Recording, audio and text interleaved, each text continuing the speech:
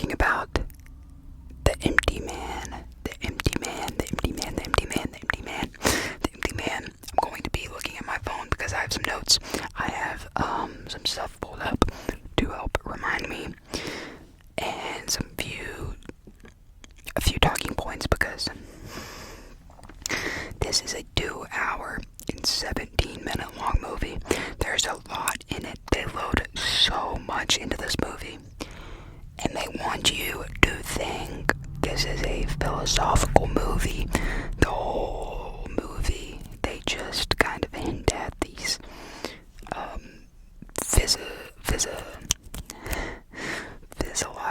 That's the right word, right? These physiological theories. So much.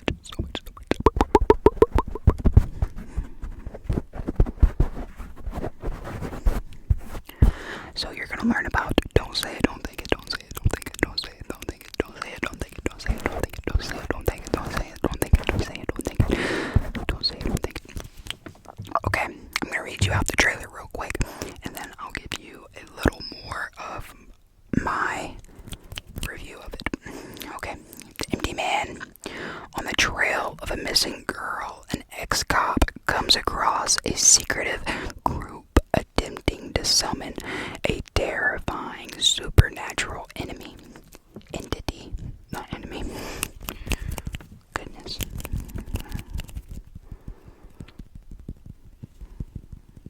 Okay, so the start of the empty man. I'm just gonna get right into it. So it actually started 25 some-ish years before the current timeline. And it starts on a mountain in, I believe, not all the details are gonna be right. Like I said, it's been a while since I watched it, but it starts out on a mountain with 4 mountaineers, a group, 2 men, 2 women, and you see a title card as switches to day 1. Day 1, day 1, day 1. Day 1, day 1, day 1, day 1, day 1. Day 1, day 1, day 1. So they're climbing this mountain, and this mountain is, I believe, on a religious site. A religious site it was a religious site in ancient India.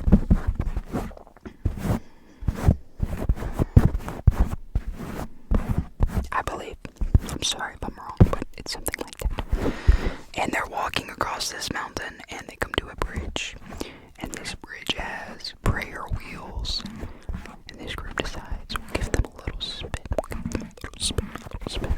They spin the prayer wheels. And as they spin, one of the members of the group thinks he hears some whistling sound, some flute sound, but as he looks around, he realizes that no one else is hearing it, so he ignores it. And as they get across the bridge, one of the men fall into a crevice, and a crevice is just a large separation in ice, and so he falls into this crevice, and he is stuck. He's stuck in this crevice, so the other people have to lower a rope to get him out. And obviously, as it should be, the other guy goes down to get him, as he should, of course. And as he goes down the rope, he sees his friend looking, almost like he's just stunned, just not moving, he's just looking. And as the guy gets down the rope to see what his friend is looking at, he sees a skeleton in a praying position with 4 arms. 4-armed skeleton.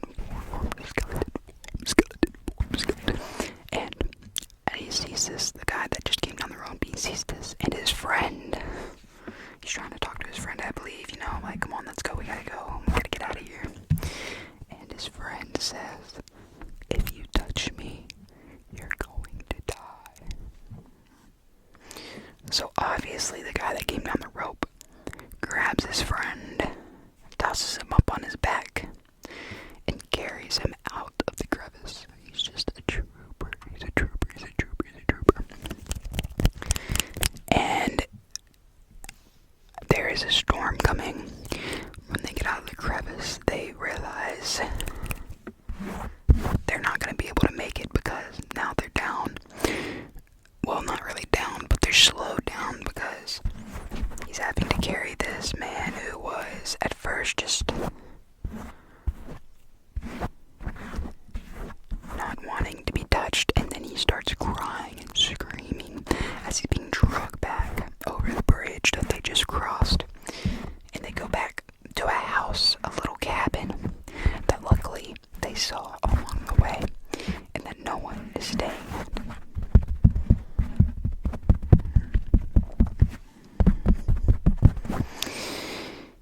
And then they stay overnight in this cabin. It's a pretty normal night. Pretty normal night. One of the women, actually, they're staying in separate rooms, the groups. One of the women from, I believe she was with the guy that fell down the crevice. She starts hearing like really loud banging from the other room, like people are walking around or even running around in the other room. It's the middle of the night, so she goes to check it out, and everyone is sleeping. There's no one running around. There's no reason for all that movement to have occurred. So she ignores it and goes back to sleep. And not even the next morning, she wakes up to, I believe it's her husband, because the two groups are separated. I believe this set of husband and wife. She wakes up to him chanting something, almost like prayers, in her ear. And that kind of concerns her. As it should. So she wakes up and she's like, what the heck are you doing? He doesn't answer. And before she can interrogate him any further, the other two people are like knocking on the door, and they say, hey, we're gonna leave, and we're gonna see if we can't get some help or find something. They're looking for something. Oh, you know what?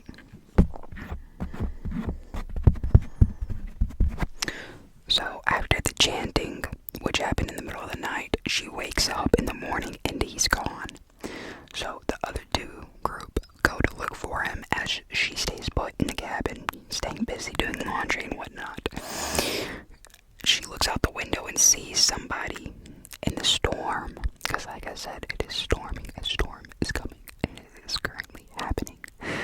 And he went missing during the middle of the storm, and as she's doing laundry, trying to keep herself busy, she looks out the window and she sees somebody standing out there, their clothes getting blown in the violent, snowy wind. Obviously, she thinks it's her husband, so she goes to the front door and she opens it. And they're just standing there. She calls out to him. No response. The figure starts walking towards her. It's about a football field out. Maybe a little less. And as it comes closer and closer, she can just basically see the silhouette getting closer and closer, but then it gets verbally louder as it's running towards her.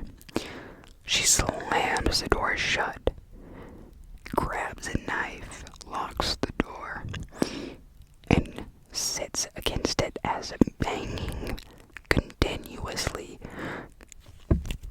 goes on behind her.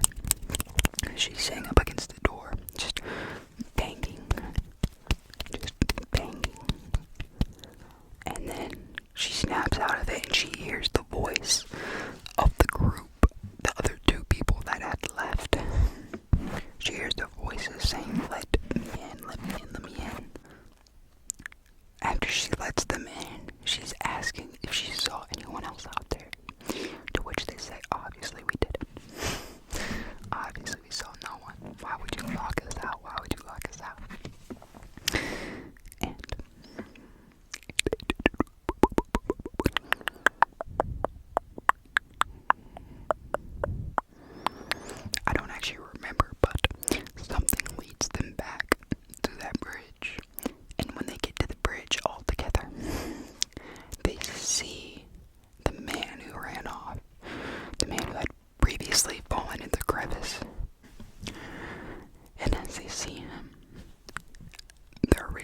guy who saved his life is extremely upset, calling him selfish and running at him like, you've been doing this since we were kids.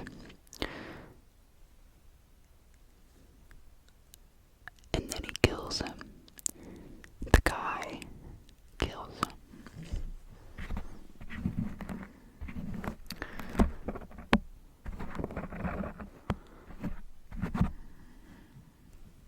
By kills him, I mean the guy who fell in the crevice killed the guy who saved him. So the guy who fell in the crevice was sitting on the bridge playing a flute of some kind, like an ancient flute. And he killed the man who saved him as he walked up. He either stabbed him or like slit his throat. And obviously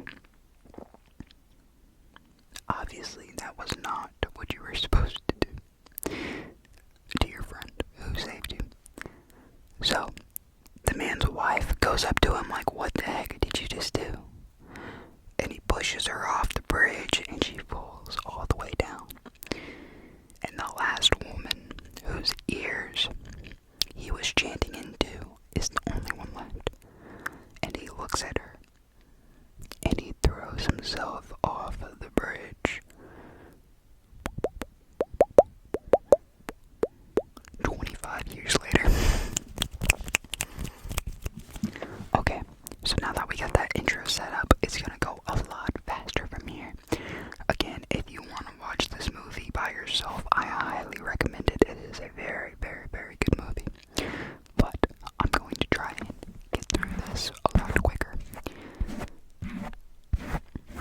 Also, if this isn't your type of video, I'm sorry. I have multiple different kinds of videos on this channel. You can find something that you like. If you do enjoy this video, please let me know by leaving a like and comment what movie you want to see next.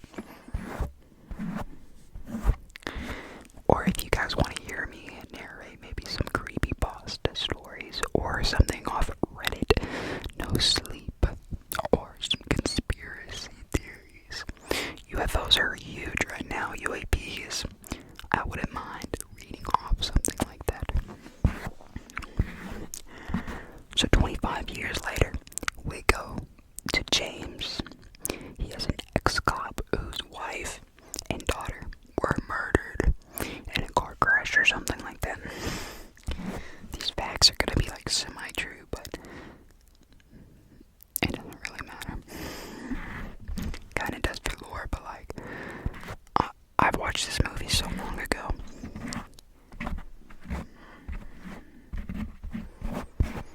So this ex-cop,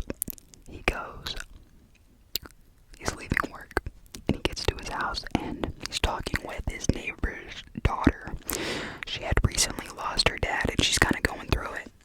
And as a man who had lost his whole family, he can kind of understand and relate to the pain. But she's talking about some weird, crazy shit, She starts talking about this philosophical stuff. I think I said physiological, or oh my god, I said physiological, philosophical. So she starts talking about all that crazy shit, and she kind of looks the part. And he tells her, bitch, you're crazy. I don't know what you're talking about. And she's like, oh, you do. And then he gets a phone call, and he has to step away from the conversation.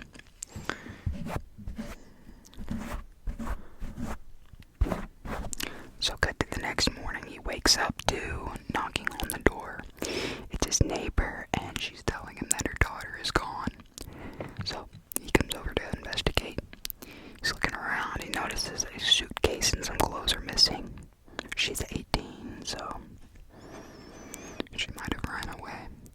And he looks in her bathroom, and on her window it says, in quotes, there's not quotes on the mirror, but I'm quoting them. The empty man made me do this. Whoa. So he gets her mom to write down some of her friends' names so that he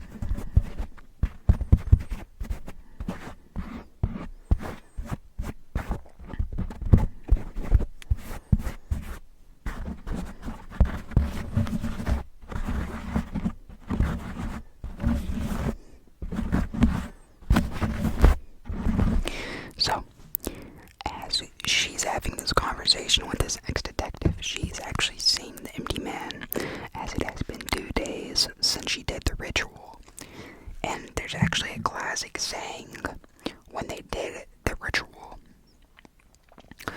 So, you start off on a bridge in the middle at nighttime. You blow into an empty bottle, and on the first night, you hear him, and you can't stop thinking about him. On the second night, you see him, and he won't stop following you. And on the third night, he finds you, and you can probably assume what happens after he finds you. But you'd be kind of wrong. So,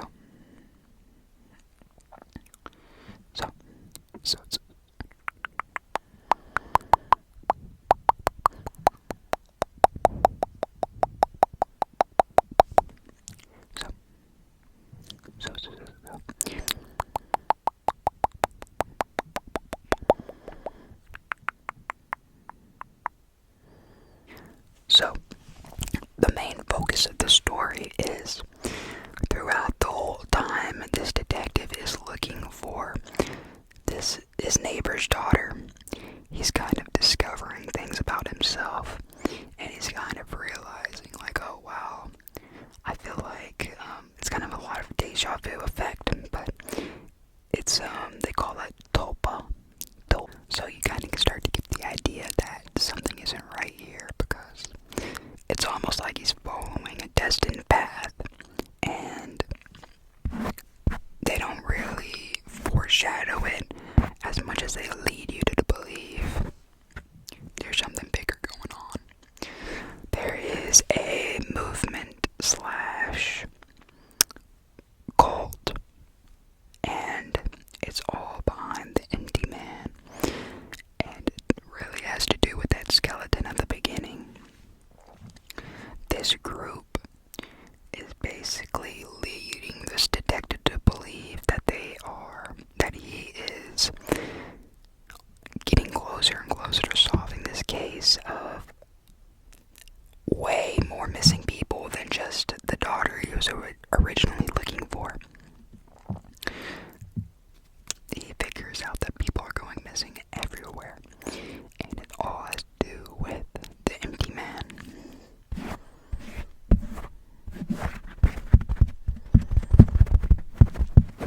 And he shows up to this site, and he finds beds and food and water, and he's looking around, and he sees a giant fire with people just like animals walking around it, dancing and whatnot. And he's hiding. I'm sorry about this string, by the way, but he's hiding in this forest. And then he's hiding in this forest, and he's in the tree line. So you got the tree line, then there's this river, and there on the other side of the river there's this fire. These people are walking around this fire, then they stop. They all turn and they look at him, and they start walking in a line towards him. And then they go into the river,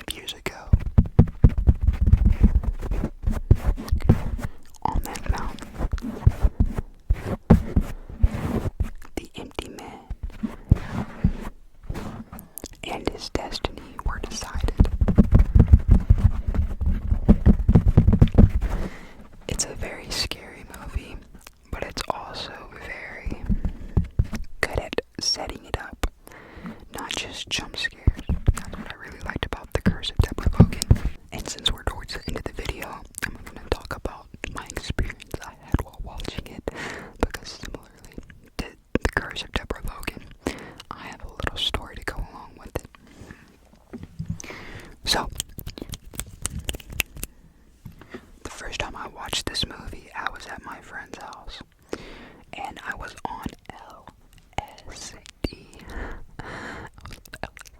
I don't take LSD anymore. It's one of those things that you really only need to do once. I did it way more than once, but that's for another time. So, I was tripping day watching this scary ass movie, and my friends were passed out because it was like 5 or 6 in the morning. And somehow I didn't really, actually, you know what? I was gonna say I didn't really realize this, the philosophical meaning behind it.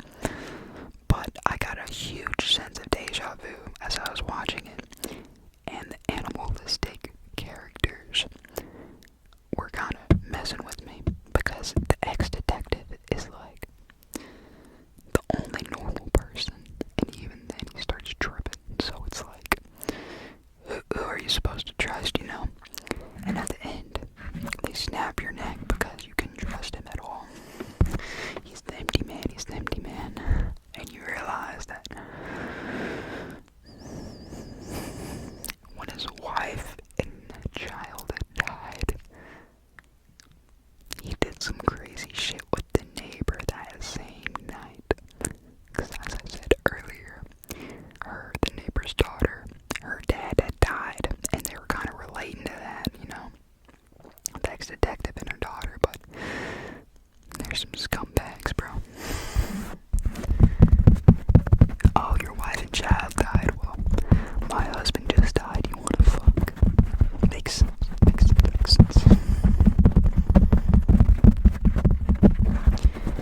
I hope you guys enjoyed this crazy video. If you do, be sure to let me know by leaving a like and a comment. Consider subscribing if you haven't already and you enjoyed. Check out my shorts